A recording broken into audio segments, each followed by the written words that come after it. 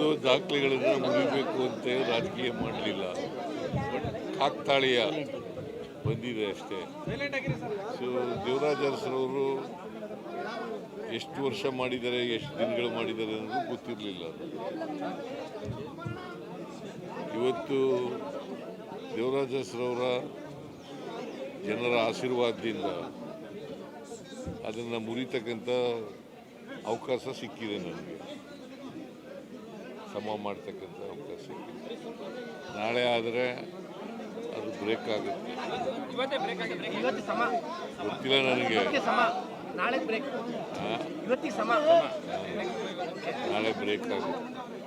ಇದು ಪರಿಪೂರ್ಣ ಅವಧಿ ಮುಗಿಸ್ಬಿಟ್ಟು ಮತ್ತೊಂದು ದೊಡ್ಡ ಇತಿಹಾಸ ಸೃಷ್ಟಿ ಮಾಡ್ತೀರಾ? ಇದು ಪರಿಪೂರ್ಣ ಅವಧಿ ಮುಗಿಸಿ ಇತಿಹಾಸ ಸೃಷ್ಟಿ ಮಾಡ್ತೀರಾ? ಅದು ಮತ್ತೆ ಅದು ಹೈಕಮಾಂಡ್ನವ್ರು ತೀರ್ಮಾನ ಮಾಡೋದು.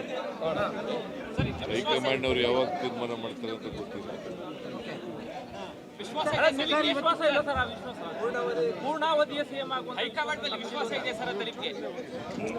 ವಿಶ್ವಾಸ ಇದೆ.